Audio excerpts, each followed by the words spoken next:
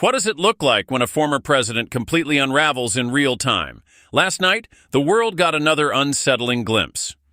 Just after midnight, Donald Trump launched into one of his trademark meltdowns, an avalanche of late-night posts on Truth Social that stretched well into the early morning. By 1 a.m., he was already raging. By 6 a.m., he was still at it, firing off message after message, each one more desperate than the last. At first glance, it might just look like another tantrum. After all, Trump's late-night rants are nothing new. But dig a little deeper, and these posts reveal far more than just anger. They're a raw, unfiltered window into the crumbling psyche of a man who once sat in the most powerful office in the world. They show a leader obsessed with control, terrified of irrelevance, and willing to bend reality itself to soothe his fragile ego. One moment he's claiming victory in Texas over redistricting battles, promising 5 new congressional seats as if democracy were nothing more than a numbers game he alone can rig. The next, he's raging against mail-in ballots, calling them fraudulent and insisting that if they were banned, Republicans would magically gain 100 more seats in Congress. These aren't reasoned policy arguments, they're fantasies dressed up as politics, wishful thinking blasted out in caps lock. But here's the chilling part. It's not just harmless venting. When a man who still holds massive influence over millions of Americans is up at 3 a.m. spinning conspiracy theories, demonizing opponents, and threatening officials, it's a sign of something far more dangerous than a temper tantrum. It's a glimpse of how authoritarian impulses bleed into real-world politics, how personal meltdowns can shape national conversations. This wasn't the behavior of a confident leader. This was the online diary of a man cracking under pressure, watching his grip on power slip away, and trying desperately to convince himself, and anyone still listening, that he's winning. And as we go through these posts one by one, you'll see how each message, whether it's about elections, rivals, the media, or even convicted criminals, exposes the same truth. Donald Trump is losing control of the narrative, and it terrifies him. So what exactly did he say? Let's break down the midnight meltdown and see what it reveals about the state of Donald Trump today. When most people were asleep, Donald Trump was wide awake, glued to his phone, pounding out post after post on Truth Social. It started just after midnight, and by 1 o'clock in the morning, he was already spiraling. Then, at 6 a.m., like clockwork, the floodgates opened again. For hours, the former president ranted into the void, painting a picture of chaos that no press release or campaign speech could ever reveal. The sheer volume of these posts tells its own story. Trump isn't writing carefully considered arguments. He's throwing spaghetti at the wall, hoping something sticks. One post declares a big win in Texas over redistricting. Another blasts mail-in voting as fraudulent, and then suddenly he's boasting about imaginary approval ratings. The pace is frantic, the tone is erratic, and the timing, in the middle of the night, says more about his state of mind than the content itself. Think about it. A man who once had the nuclear codes, who still commands the loyalty of millions, is spending his nights shouting into social media about elections, enemies, and television networks. This isn't strategy. This isn't leadership. This is compulsion. It's the restless behavior of someone who can't sleep, can't stop obsessing, and can't let go of the spotlight. And the cracks are obvious. When Trump fires off post after post in the dark hours of the morning, it's not just venting frustration. It's evidence of how consumed he is by fear of losing relevance. He isn't focused on policy or vision. He's stuck in an endless cycle of self-defense, rewriting reality in real time to convince himself that he's still winning. But what exactly was he ranting about in this meltdown? That's where the spiral gets even more telling. Because behind the late-night caps lock and exaggerated claims lies a deeper obsession, power, elections, and the fantasy that if he could just control the system, he could never lose again. Buried inside Trump's meltdown was a theme that has followed him for years, a relentless obsession with elections and power. Instead of talking about solutions for everyday Americans, Trump zeroed in on the mechanics of voting, redistricting, ballots, and rules he thinks he can twist in his favor. His 3 a.m. posts weren't about uniting the country or presenting a policy vision. They were about bending democracy itself into something that serves him. In one post, he gleefully celebrated what he called a big win for Texas, praising the state for its redistricting efforts that he claims will deliver 5 extra congressional seats to Republicans. He framed it as some kind of moral triumph, a victory for freedom and happiness. But beneath the rhetoric, the truth is much darker. Redistricting isn't about expanding rights. It's about consolidating power, often at the expense of fair representation. For Trump, it's never about voters choosing leaders, it's about leaders choosing their voters. Then came the rant against mail-in voting. To Trump, the very concept is an unforgivable sin, a system he insists is riddled with fraud. In reality, countless studies have proven mail-in voting to be secure and reliable, but facts have never stood in his way.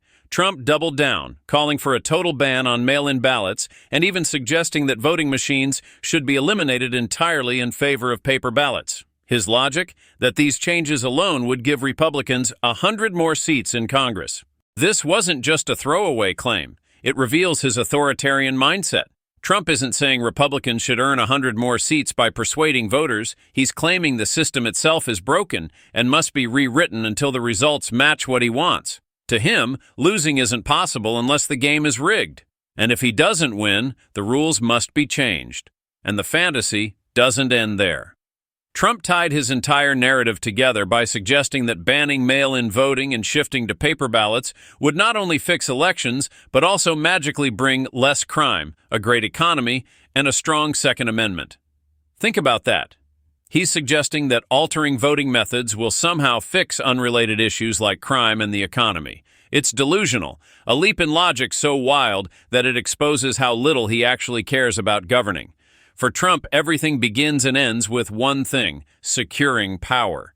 But even these fantasies weren't enough to soothe him, because as his posts continued, it became clear that behind the obsession with voting rules was something even more fragile: his ego. And when the approval numbers don't line up with the story he's telling himself, that's when Trump's most insecure side comes out. After ranting about redistricting and mail-in ballots, Trump's posts took a more personal turn, the kind that reveals just how fragile his ego really is. Buried among his ramblings was a claim that he currently enjoys a 59% approval rating and holds a massive lead over Democrats. To a casual reader, it might sound impressive, but anyone familiar with actual polling data knows this is pure fantasy. In reality, Trump's approval ratings rarely break into the 40s, and many credible polls show him lingering in the 30s. His numbers have consistently been some of the lowest for any modern president, even during his time in office. So why invent a figure like 59%? The answer isn't about strategy. It's about validation.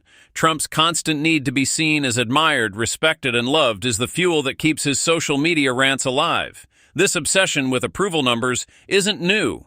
For years, he has bragged about crowd sizes, exaggerated poll results, and demanded loyalty from those around him. But what makes these latest posts so telling is the timing. Alone in the middle of the night, Trump wasn't speaking to his campaign team or addressing a rally. He was speaking into the void, reassuring himself that he's still popular, still relevant, still the figure he imagines himself to be. Psychologists often describe narcissism as a bottomless pit of need. No matter how much admiration someone receives, it's never enough. That's exactly what Trump's approval post shows. Even if he were sitting at 49% or 50%, it still wouldn't satisfy him, because the number must always be bigger, always more dramatic, always enough to crush the fake news narrative in his head. The claim of 59% isn't about facts, it's about survival. And here's the darker side. When reality and fantasy collide, Trump chooses fantasy every time. He doesn't just misstate numbers, he builds entire narratives around them, convincing his followers that the world is conspiring to hide the truth of his supposed popularity. It's not just insecurity, it's dangerous disinformation, designed to keep his base loyal and angry at anyone who says otherwise. But the cracks don't end with poll numbers, because once Trump finishes inflating his own image, he turns his attention outward, lashing out at anyone who threatens to steal the spotlight. And this time, one rival in particular seems to have triggered his jealousy more than anyone else. After railing against Gavin Newsom, Trump's meltdown took another sharp turn, this time toward one of his favorite targets, the media.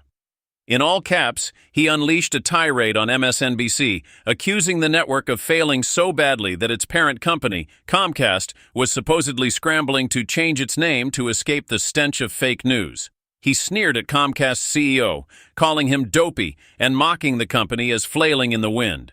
It would be one thing if this were just a single jab, but Trump's obsession with television networks has been a defining feature of his public life.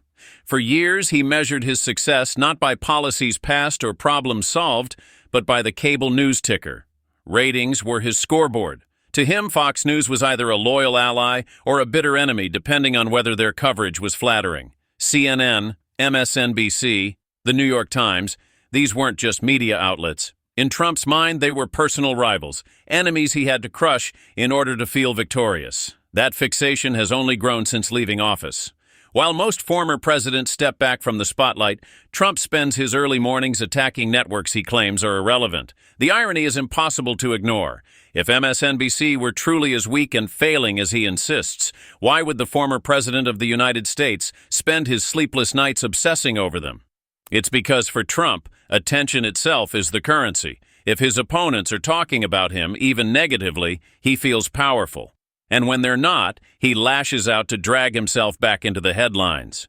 But there's another layer here. By constantly branding legitimate media as fake and failing, Trump has built a narrative where only he can be trusted, where only his version of reality matters. It's not just an ego trip, it's a tactic. If people believe every outlet is corrupt, then his late-night rants, no matter how unhinged, become the only truth his followers cling to. The result?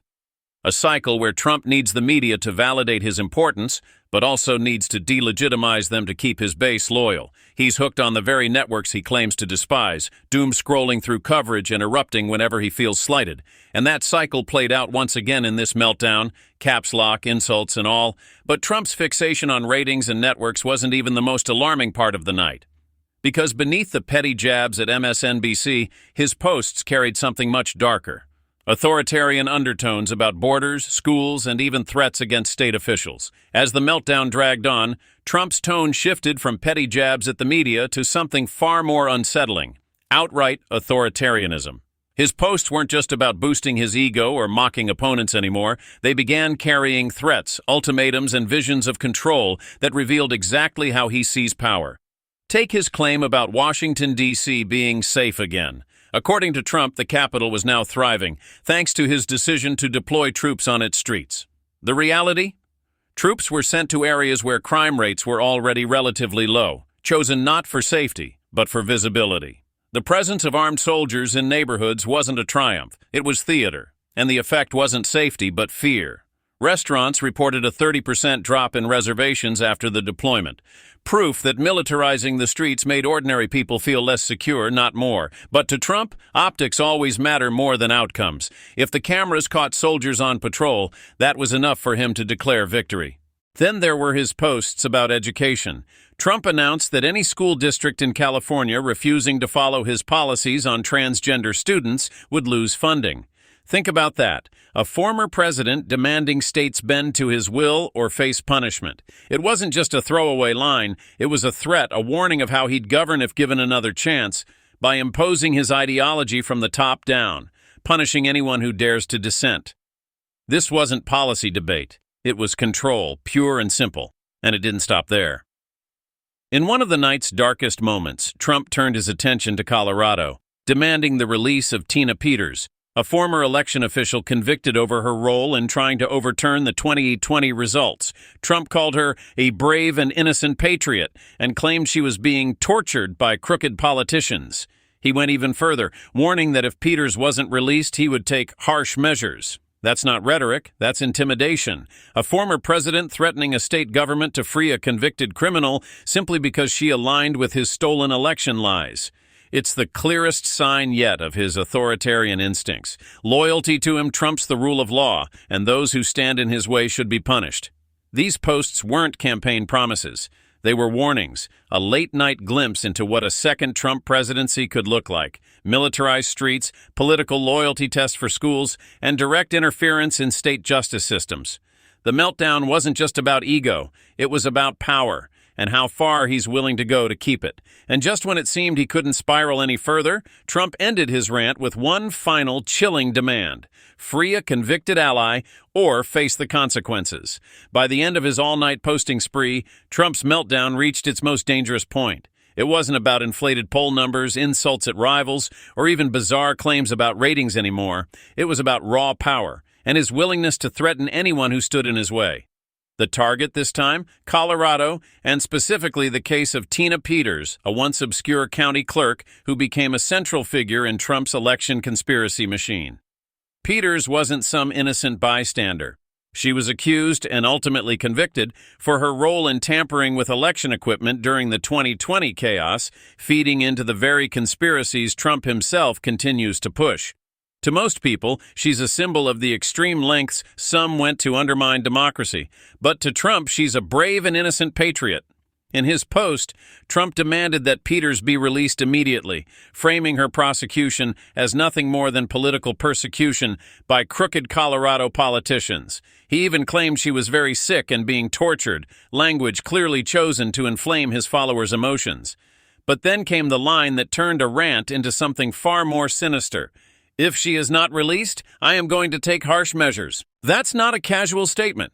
That's the language of an authoritarian, a man who sees the legal system as something to be bent or broken to protect his allies. Think about the message it sends: obey me or face consequences.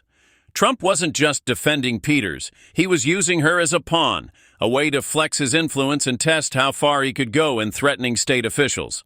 The danger is clear. When a man with Trump's reach tells millions of loyal supporters that one of his allies is a victim of persecution, it doesn't just stay online. It fuels anger, distrust, and in some cases, direct action. We've already seen how quickly his words can incite chaos. January 6th was proof enough of what happens when his threats are taken seriously. What makes this moment so alarming is the context. These weren't offhand remarks at a rally or half-formed thoughts in an interview. They were deliberate, written posts fired off in the middle of the night, when Trump was alone with his thoughts, spiraling into the very conspiracies that have defined his political survival. At 3 a.m., when most leaders would be asleep or preparing for the day ahead, Trump was publicly threatening an American state government on behalf of a convicted criminal. It's easy to laugh off the typos, the caps lock, the over-the-top insults, but when you strip away the noise, what's left is deeply disturbing. A former president openly declaring that loyalty to him is more important than the rule of law, and that he's willing to use harsh measures if he doesn't get his way. And that, more than anything, is the real story of this meltdown. It wasn't just a tantrum, it was a test balloon, a glimpse into the authoritarian impulses that Trump can't hide anymore. By the time the sun came up, Trump's overnight meltdown had painted a chilling picture, post after post, about redistricting, mail-in ballots, imaginary poll numbers, Gavin Newsom, MSNBC, the border, schools, and finally Tina Peters, created more than just noise. They revealed the fragile state of a man who once held the highest office in the land and still dreams of holding it again. On the surface, it might look like the usual Trump routine: caps lock rants, insults hurled at rivals, fantasies about winning. But look closer, and you see something different. You see desperation, you see fear, and you see authoritarian instincts leaking out in real time.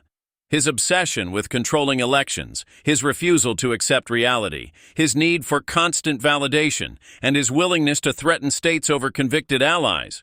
It's all part of a pattern that grows more dangerous the more pressure he feels. This wasn't a confident leader showing strength.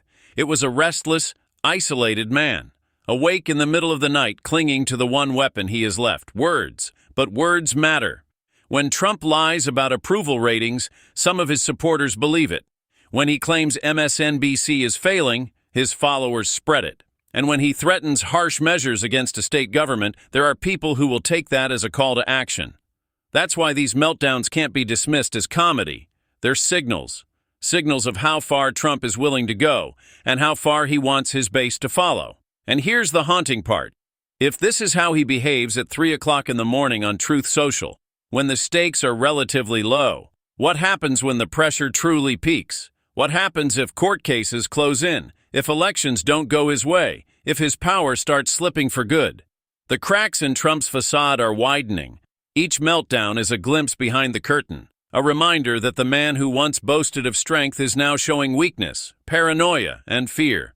But don't mistake that for harmless unraveling. Because history has shown us one thing: when Donald Trump feels cornered, he doesn't back down quietly. He escalates. And that leaves us with one question that no late-night rant can answer: how far will he go next?